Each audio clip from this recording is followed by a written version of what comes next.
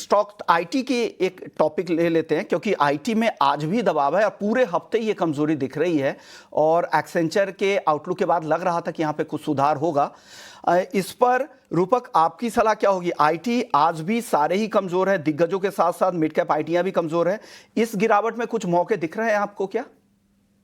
Ji, IT sector मेरे लिए cell on rise रहेगा और क्योंकि मैं आईटी का जो सपोर्ट में देखा देखा था वो 34,500 पे अभी उसके नीचे ट्रेड करते हुए दिखाई दे रहा है। इंडेक्स सस्टेन करते हुए दिखाई दे रहा है। तो मुझे लगता है आईटी स्टॉक्स में लार्ज कैप हो या मिड कैप हो, सारे स्टॉक्स में मोर और लेस सेलिंग प्रेशर रहेगा। पर्टिकुलरली इन्फोसिस की बात करें तो इन्फोसिस को एक ब्रेकडाउन दिया है। रिसेंट जो कंसोलिडेशन था, ट्रेडर्स की मन के अंदर जो कंफ्यूजन था पिछले 2-3 दिन के अंदर, उसका ब्रेकडाउन आया, मतलब बेयरिशनेस इंक्रीज हुआ। तो मुझे लगता है यहाँ से फर्दर फॉल आ सकता है इन्फोसिस में। मुझे लगता है 1370 तक आ सकता है नीचे, और हायर एंड पे एक स्टॉप लॉस सेल करके चलना होगा इन्फोसिस अराउंड 1470, और हायर एंड पे एक स्टॉप लॉस रखना होगा 1520 पे।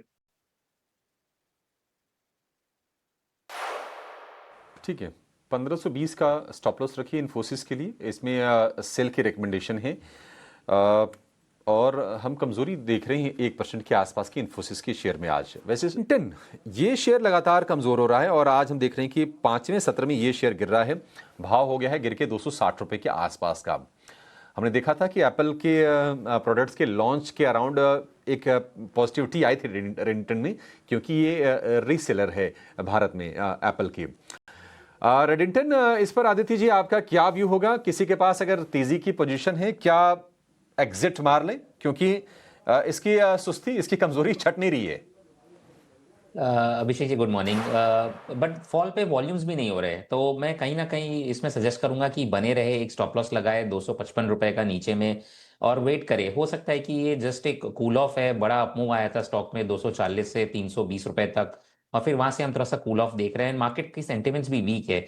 इंटरेस्टिंग यही है कि वॉल्यूम्स के साथ सेलिंग प्रेशर नहीं देखने मिल रहा है हमें, तो मे बी जो पोजीशन पहले बिल्डअप हुई थी वो अभी भी इंटैक्ट है। तो मैं सजेस्ट करूंगा 255 का स्टॉप लॉस लगाए यहाँ पे। अगर वो ब्रेक होता है तो फिर एग्जिट कर दे पोजीशन को, और फ्रेश एंट्री के मौके अगर आप ढूंढ रहे हैं यहाँ पे तो रिस्क टू रिवॉर्ड भी फेवरेबल है। सो 255 के स्टॉप लॉस के साथ आप एक फ्रेश एंट्री के मौके भी देख सकते हैं यहाँ पे, और टारगेट्स यहाँ पे 300 से 320 के वापस निकल कर आएंगे। 320 ये बड़े टारगेट यहाँ पे दिख रहे हैं, लेकिन स्टॉप लॉस का ध्यान रखिएगा। 255 का आदित्य जी ने दिया है। लेकिन कुछ और, शिवांगी क्या सलाह है एयू स्मॉल फाइनेंस पे? जी बिल्कुल। एयू स्मॉल फाइनेंस की यहाँ पे अगर हम बात करें, ऑफ कोर्स पूरे बैंकिंग स्पेस में और नॉन बैंकिंग काउंटर्स में भी एक अच्छी मोमेंटम बनते हुए दिखी है। और ये स्टॉक जो है लो लेवल से इमर्ज होते हुए दिखा है, एक अच्छे बेस को रिस्पेक्ट करते हुए 680 के लेवल्स पे।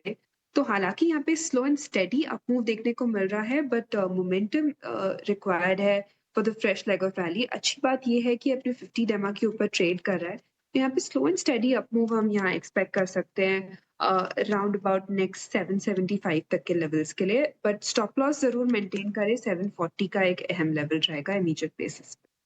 अगर आपको यहाँ